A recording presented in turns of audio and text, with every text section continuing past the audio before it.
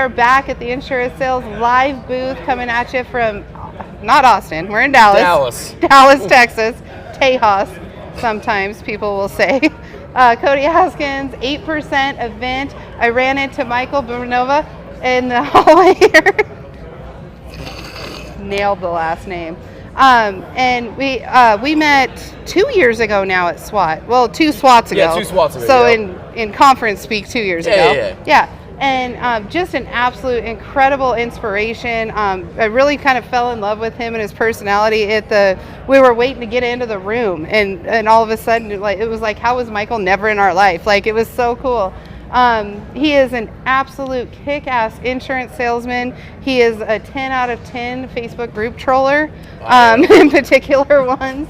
So give him your real name. So my first name is Michael. That's really easy. Last name is Binyaminov. So almost, I mean, like you cut a few letters off. You made me very French. Yes. Yeah. Yes. So instead of Russian, she made French. So. I used to announce team roping, so that's what it'd be like. Next up, Michael Binyaminov. That guy. We like that guy. He knows. We like You just lose syllables after a while, right? Exactly. Oh man. So, ACA space now? Yeah. So I was really prolific on the life insurance side. I still am. I mean, in terms of knowledge, experience, you can ask me the weirdest life insurance underwriting questions or advice, and I can tell you exactly what to say and do. But the passion, unfortunately, for the life insurance side just got pulled out of me. Mm-hmm. And it's just, over time, you find out that life insurance is sold as this beautiful dream by expert marketers, and then actually doing the work it's satisfying, but at the same time, I actually joke around and says it kind of just sucks the life force out of you eventually, mm-hmm. right? We actually talk about life insurance years, right? Yeah. It's like I got licensed on my 22nd birthday, July 12th, 2018. So I just crossed my 4-year mark. I looked at pictures of myself like the day I got my license. I was like, I was just so young, so full of life. Baby. I was like, I didn't have crow's feet. Like I'm 26, and I got grazing crow's feet. And so I joked around with somebody. They're like, Michael, what made you leave the life space to go to the health space? And I said, really, life insurance unfortunately started being full of what I call the 3 Ds: drama, debt, and divas. And just over time, you know who you are. and what's very unfortunate about that is, like, life insurance is one of the most impactful tools you can give to somebody. I'll give you an example. My parents came to this country in 1993 from the old Soviet Union. In my talks with my dad after I got my life insurance license, he said to me, Michael, when we come to this country, your mother and I, we get the term policy. I'm like, that's awesome. For $10,000 New York Life. I'm like, okay. And I found out the reason why is because they didn't have their permanent citizenship yet, mm-hmm. and at the time they would New York Life was accepting ITINs for term coverage. They're one of the only ones that would do it. So my foreign-born parents, who had been in this country for maybe a week at that point, were like, "Oh, life insurance, it's a great idea." Yeah. Like this, so it was just kind of interesting, full circle. He never even brought it up to me until I got my license. But just over time, like, that passion kind of fades away because you're dealing with these buttholes on social media, and everyone's beating their chest like I'm gonna make you laugh really hard. Everyone's always the fastest growing agency. Yes. I always joke around. I'm like, you know what? If somebody gave me an honest to God pitch where they're like, you know what? We're not the fastest growing. Pretty average. We grow steadily. We have average leads. If you can close, you're gonna close on these. If you can't close, you're gonna cry, right? Like, if we have the same comp as everybody else. All right, it's just no secret. If everybody recruited that way, I feel like the industry would be much more friendly. Yes. Because what's very unfortunate, I have to give Cody Haskins a shout out here. He does bring all banners and creeds together at events like these. Like, you'll never, I'm not going to name the 3-letter and 4-letter groups, but like all of them are here. Yeah. Right? And I haven't seen a single fist fight. I haven't seen somebody throw water on somebody else yet. Like, we're very civilized. But, like, can you imagine what the world of insurance would look like if all of us recruited in a very honest way? Yes. Everyone's got the same thing. And acting like, you've heard me say this a million times, social media is just like being in a conference situation or a networking situation. What you say, you should be saying it the same way you would as if you were standing in front of somebody. Exactly. So if you're just BSing, if you're putting people on blast, if you're always in the comments and things are not going the right way, then you need to look at how you're using the platform. Mm-hmm. And then also as you're reading stuff, Yeah. right? Being like, okay, well, if I was in a networking situation but my point here, let me pull it back around, is we don't walk into a conference saying, listen here, you MFers, I'm the biggest, baddest Joe in town, and I make 6 figures every Tuesday, right? But And we'll then you do find it out that online. person's like vetting knows money to the IRS, and you're like, and is he just like fully in debt? And you're Yes. like, ooh, So hi. it's something that I'm trying, I'm always trying to get the message out that we want to treat it the same as if we were in real life. Now, I did mention that you were a Facebook troller, and there is a group on Facebook that is completely out of control. Oh, yeah. It has no admins, like there's not a grown up in the room. Exactly. So I can watch Michael just kind of get bored at night and be like, dee, dee, dee, and just poking people, which, in all fairness, you do in person. Yeah, but here's the way I look at it. To finish my earlier point, the reason I got into health is because health, you don't really, there's no hamster wheel on the health side. Yeah. As long as you're doing right by the client and you're retaining them, all of your commissions basically are built on retaining and building it residually. Yes. Right, you don't make a lot the first year, which is good because a lot of the agents who only come into the industry for money, they fail out of the health side because they don't make it very quickly. Yes. Right, that's to summarize that point. It's Yes. just, I went to the health side because I could just be Michael in the health side. I don't need a downline. I don't need an agency. Yes. I could be just Michael. Have people come to me and said, hey, we want to work with you on this because I post very positively on social media. Yeah. Because you are a positive person. You like to joke around. There's enough buttholes out there. I don't need to be one too. Yeah, You know? exactly. And when was the last time you met a stressed out health agent? Like, it's like Andrew Lee, Brad Hannon, you. Yeah, I don't want to roll with you guys anyway. Well, I mean, like, a stressed out health insurance agent has the problems that stressed out life insurance dream about having. Oh my God, I have to re-enroll 1,000 people that are going to be my client next. Oh my God, I have to answer someone's phone call about a doctor network. Like, dude, these are such subtle issues versus I'm canceling your policy, you're about to get a $3,000 chargeback. These are two completely different mentalities. Yes. One is very customer service oriented and one is like hardcore closing focused, right? These are two different problems. I mean, stressed out health insurance agents, all of their problems are boiled down to 3 things. Oh my God, I need to automate my systems. That's easily done. Oh my God, I need to figure out what the carriers are going to do because they come into the market. Al Pacino, right? Once I think I'm out, they pull me back in. That's health insurance carriers as a whole. Medicare, U60, it's Al Pacino. And the third thing is, how am I going to make this a reusable type system where I can build a downline if I choose to? Yes. Because a lot of these wonderful industry personalities we have in the health side, it's a lot of times like people work with them because it's them. Yes. And can everybody recreate the magic that somehow I've achieved? Maybe, right? I'm not going to name drop some people, but there's some great people who do very good branding, and I look at them and I'm like, only they can do that. Yeah. Like if I jumped in and said I'm going to be the Medicare Superman, maybe that's already trademarked somewhere and someone's going to sue me for saying that, but it's like it's very difficult versus somebody else who uses wonderful superhero monikers. Yes. Or they're like, I'm the MFing Medicare beast, right? Like you can only do because it's you, and then when somebody comes in under your banner, they're like, I'm the Beast 2.0. It's very difficult. Yes. Because now it's like, oh, you're a poser, dude. Like there's already one beast. You can't. Yep. Life insurance agents were like, oh man, I hope I can buy leads next week. Oh man, I'm gonna pay rent or I'm gonna buy leads and hope I strike a few sales out of that. It's two completely different stresses. I love that, and I love how transparent you are in sharing that. And one thing that I think I hear you saying, and we'll see if we get to it, is it's okay to work for what you need. Like I feel bad for agents, and I talk to agents often that are like, well, these guys are doing 6-7 figures a year, and I'm like, well, how are you living? And they're like, we're living really comfortably. I'm the Girl Scout leader. My husband coaches soccer, and I'm like, that's okay. From my perspective, from my corner of the room, that's okay. That's how I run my business. Like I balance out, we need to, I don't miss the days where I was like, am I going to pay the electric bill or the phone bill? Like who turns them off first, right? Who gives the better grace period, right? Yeah, right. Yeah. Like, if you've been there, you're like, I know AT&T won't turn me off for 60 days. Yeah, I got y'all. But electric's like 7. Yeah. So, what are your thoughts on that? So the problem that this is actually going to be a really interesting answer. Can you answer it as your dad?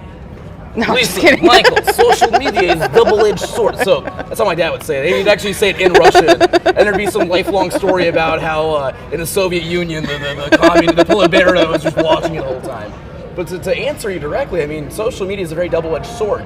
There's so many industry influencers out there, and I have very strong feelings about that. There's so many industry influencers out there that are parading their flashy lifestyles, and it's very attractive to a certain group of people.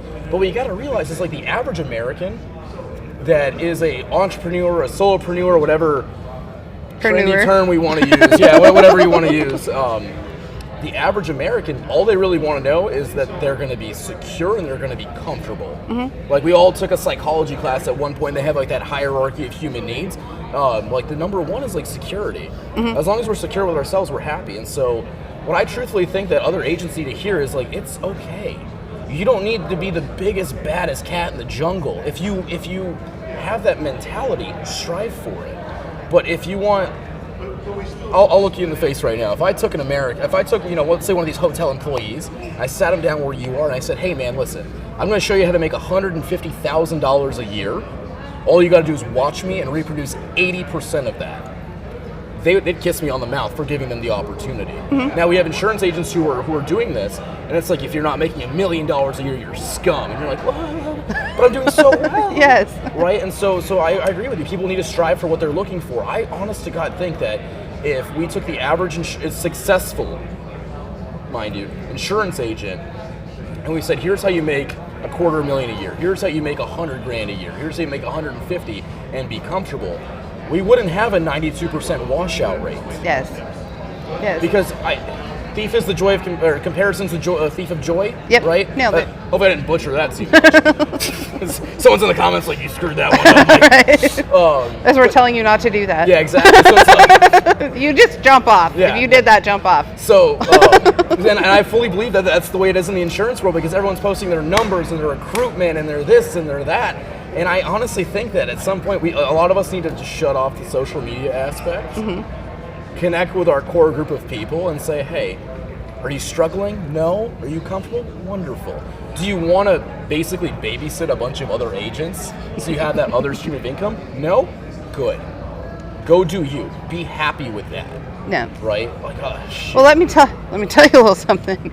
You know, we dropped Insuralink, and that's truly the premise of why Brandon, because it's like he's got all this technology and everything, and even I was like, why a social media platform? Like, we've got them. I physically can't take another one. Yeah. But the whole point of it is exactly what we're talking about. Agents only. It doesn't have an app right now, and that was intentional. It's work-focused social media. I have a question on an insurance policy I need an answer to. Yes. I need to know how I can build a solid foundation in my business. Can somebody give me an answer to this? And a couple cool features on it that I absolutely love is you can go in and see every question I've answered right on my profile. So you know if they're an expert or not. Yeah. If I'm full of dog poo or poo, if I'm full of shit, it's going to just come right up, right? It's just going to come right up. Yeah. And same thing with the questions. So if I'm like, so what's your comp on, and I'm asking that all the time, I'm clearly there not for the right reason. As that guy or that girl, right? Yes. So that's one of my favorite things. And the other thing is there's actually a reputation score that shows how active you are, which I understand the correlation. Like, you might not be super active. You might only answer a few questions every now and then, but it still monitors it. Yeah. And then you can't buy any followers. You can't buy people into your groups. There's no algorithm, so to speak. The last thing that was interacted with goes to the top. So there's no algorithm pushing things down because you put a .com in it or anything like that. So there's no way to buy, right? Give value first, and then people will come to you. Well, there's also buy some value and credibility, and people will come to you. In this platform, you can't do that. Good. So it's one of the reasons why, people say to me a lot, well, I didn't know you were for hire. Well, I didn't either until I saw the actual platform.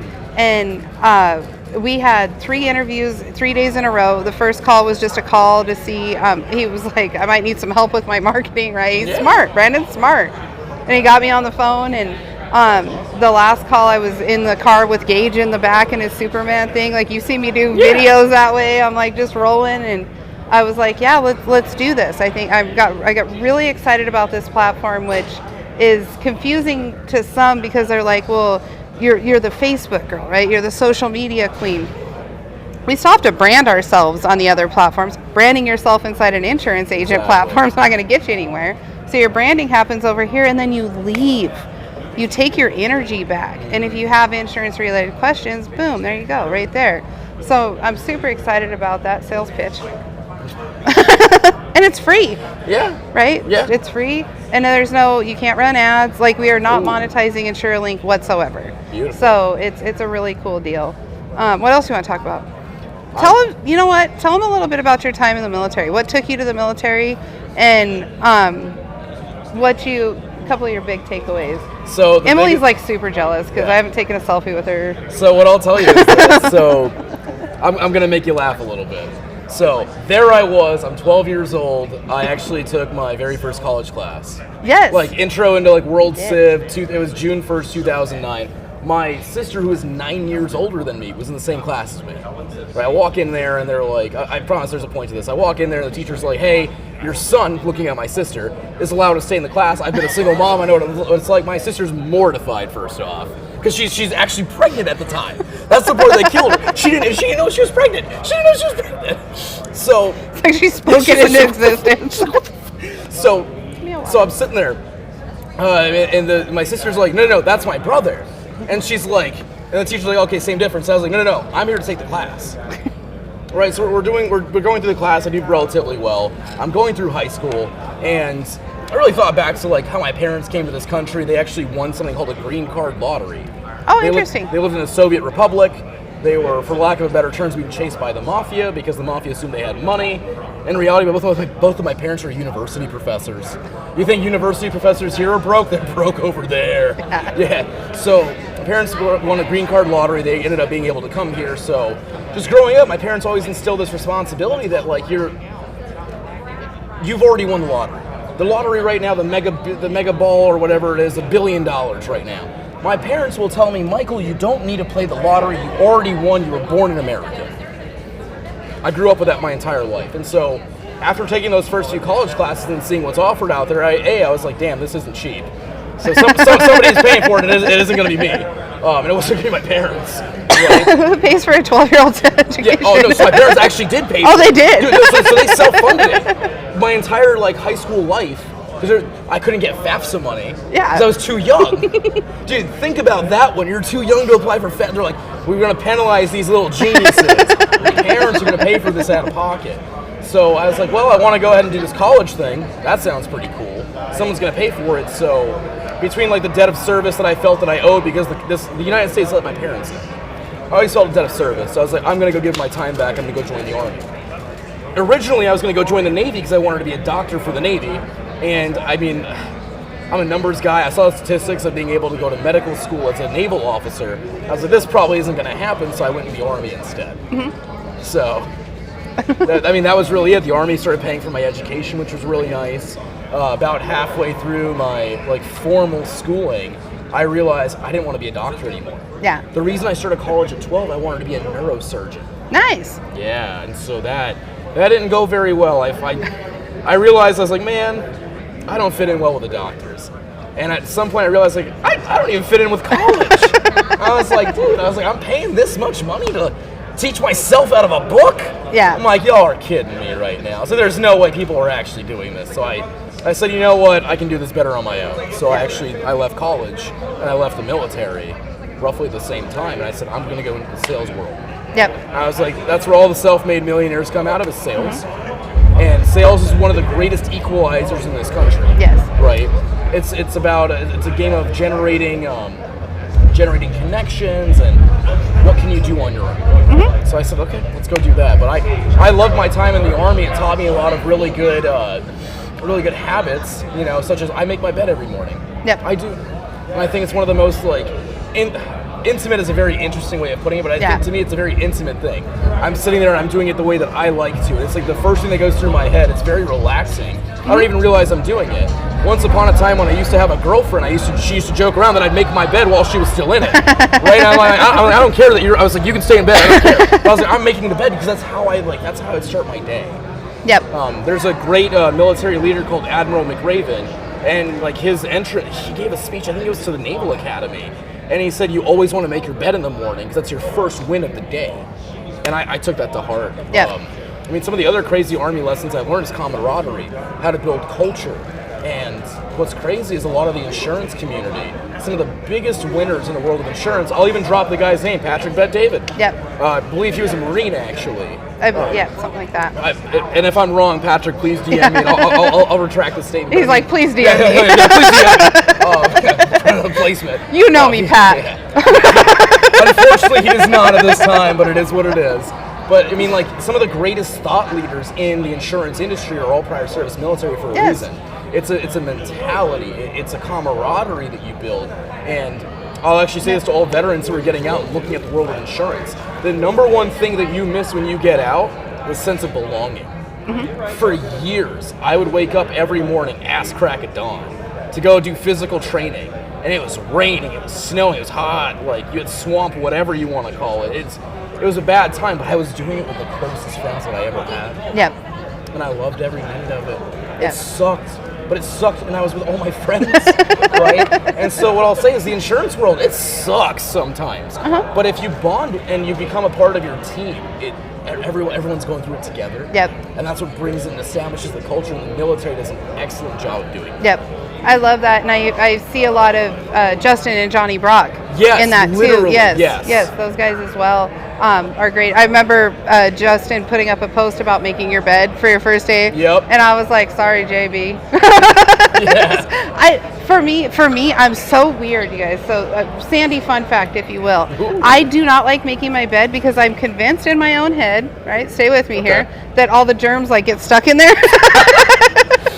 So I get to like air out. I don't know what germs are coming in there. You want to hear something funny? They did a study about like bed bugs. Yeah. And they found out bed bugs spread easier in well-made beds because it's easier for them to move around. When the bed's messy, they can't like get to the head of the bed where you are. And I'm like, huh? Just saying. You want bed bugs? I'm like, you buttholes. I'm like, somebody had something going in here. So, and another point that you made that I want to talk about is my cousin was adopted from Yugoslavia, the Ukraine. And he joined the Marines. Like he wanted the easy way out, so he joined the Marines. Yeah.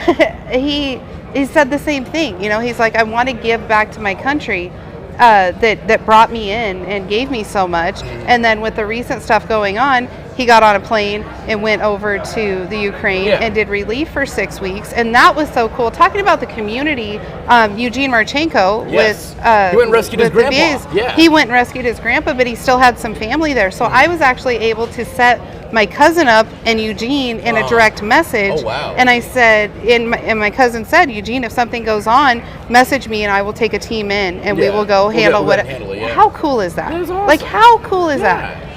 So we do have an incredible community that we have built inside the insurance industry. And the last point is, if you want free college, go when you're 12. I wish. Right? That easy. Woo! Honey, we were like, my parents still, like, to this day, my parents, so like, I'm relatively successful, right? Like, I joke, my parents joke around me all the time. Michael, listen, when will you go to medical school? And I'm like, never. They're like, Tuesday, Dad. They're like, then my mom's like, Michael, how about the law school? Great lawyer. And I'm like, probably never. I do really well in insurance. And they're just like the very interesting thing, and I didn't mean to hijack no, this, but you're it's good. like the very interesting thing I tell people is children who are born to like first generation immigrants, like they're the ones who came off the boat. The children born in those families, completely different mentality than Americans, like true red-blooded Americans, completely different. I almost want to joke around and say like we're just taught we have to be more intelligent than the Americans around us because we're not afforded the same privileges of having to. We weren't established, right? Like shoot, my parents came here with like basically nothing, And out of all of that, I still have the same industry connections as somebody whose family might have been here since the Mayflower, right? It's all about how you make of it. And when you come into an industry where this is, I don't care what anybody says, the world of insurance is a 100% relationship-based business. Yep. Right? You can be the greatest, you can be the best, you can be whatever the wolf, no, the gorilla beating on his chest, whatever that gym class hero song is, right? They're in the comments like, wait a damn minute, that's a royalty. We told you guys to leave. Right. So, the difference is that this is a relationship-based business. It's what you become of it. You could be the best, but nobody knows about it because you're not actively saying, hey, let me show you like what I can do. Yep. You need to build those connections, and my parents just taught it to me very early. Like, listen, the reason why we were able to win the green card lottery is we just happened to be educated university professors. We knew who to go to confront and ask for these things and to ask to get into that, right? I forgot who it was. It was actually I was actually in the Women in Leadership breakout. Funny enough. I sent a bunch of people in there. It was good. I mean, I joked around. I was like, I like women. I like leadership. Women in leadership. That's going to be amazing. Right? I was like, I'm there. And I believe it was Galen Hendricks, actually. And she said... She's my best friend. She said, the reason why I'm in a lot of these councils and I went on these trips and I do this and I did that, I asked. Yep. She's like, I would have never been invited. I was like, damn. I was like... Well, let's be honest. Insurance is still a very male-dominated industry. I would have never sensed that because I'm a man. I mean, I get invited places, right? Yeah. And I was like, man, I would have never believed that. But I was like, I understand it from the focal point that, like, dude, my parents aren't the Vanderbilts and they're not the Rockefellers of the world. Like, I had to ask and I had to prove things. I was like, damn. I was like, I might not be a woman.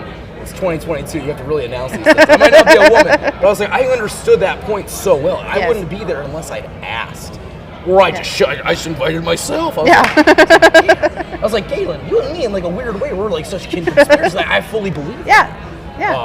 But no, like I fully believe that if your parents are not from this country and you were raised in a very conservative mindset, not like politically, but like conservative in the way that like you just walk this straight path. Insurance is such a kick-ass place to be. Yep. Right? Because it's not about your family name. No one cares about that. It's what can you do? What can you provably do? Provably do. I love that. What can you provably do? And will you do right by other people? My business partner and I joke around actually a lot. We say you cannot screw somebody over in this industry even one time, because that's all people will ever remember you as. Yeah. That's it. Yeah. Right? It doesn't matter how much good you put back into the industry. Everyone will remember you for your screw up. Yeah. I actually say a much more, let's call it dirty word. I have a very dirty way of explaining that. Like, everyone remembers you for your F-ups. And I'm like, well, new platform. We don't want to put that out there. Right? We're not like, what is it, like Truth Social or whatever. We're not that. Well, I think about when you came to SWAT, you didn't know anybody. Oh, I knew some people. A couple, like, they were connected they were my online. Internet friends. I never met them in person. Yeah. And you did. You just asked. Like, you were just like, what's up, guys? Like, sitting at the table, instantly I was like, how have I never, we've been best friends forever, right? Yeah. Like, that makes sense. The last point I really want everybody to sit down with, like, after you finish watching this, really sit down with, why are people that are from other countries, their parents are coming over, and they feel such a pride of living in America, and why are we taking it for granted every single day? I'm saying it, I'm calling it out. I know it's not a popular opinion, but you don't need to say anything in the comments. I want you to just sit with it yourself and think, what if I gave back 10% of what Michael gave back? Or what if I even gave back 10% of what Justin and Johnny Brock gave back? Right? Like, imagine, we keep saying everything needs to change, we want the world to be better, but we're typing it on our keyboards and we're not doing it. It needs to be action. Yeah. Right, you can, honey, we can sit here and talk until we're blue in the face, right? One thing I try to do is I try to compliment as many people as I see. So if I'm at the gas station, I like your shirt, I love your smile. I just try to give out some sort of compliment. Sometimes I'll just walk by people and I'll be like, hi, just to try to bring a little bit of joy out into the world. And it does, I'm not saying you gotta go join the Army. I'm not gonna join the Army. I didn't. I sent all my brothers out. I've sent my brothers as my representatives. So, but I can make a difference every day, and I can make America a happy place. Yeah. We're going to be the change that we want to see. Whether everyone wants to join us or not. It's going to happen. At least I'll be like, and that's my thing too. I actually diffuse everyone's, I mean, shoot, I did it at SWAT. I sat down, the first thing I did, I had to make everybody laugh. Mm-hmm. We are all, and as Americans as a whole, we are all too freaking uptight. Yes. Holy hell. I don't know why. It blows my mind. Like, my dad jokes with me. He's like, Michael, Americans, they're not allowed to smell bad. And I was like, why? He's like, because you have hot water. He's like, you open the damn tap and there's hot water. He's a very thick Russian accent, by the way. He's like, you open the tap, you have hot water. How can you smell bad? It's the same thing. You live in a country where you go into the stores, there's food on the shelves. Yes. For you to buy, obviously. Yeah. How are you unhappy? He's like, you have hot water. You have food on the shelves. I was like, it's not 1984, you're not being scrutinized by people. Why isn't everybody here happy? Yep. Right? He's like, well, it's one of my things, like, I'm just going to make everyone around me a little less uptight. We're going to have a good time. That's why I come to these events, and I'm like, the speaker lineup is wonderful at a lot of these events. And I'm like, I'm really here to see all of my internet friends in person. Yep. Right? Because we all want to be happy. Yep. Yeah. I love it. And you're doing a great job with it. Try my best, honey. Ready? Awkward smile.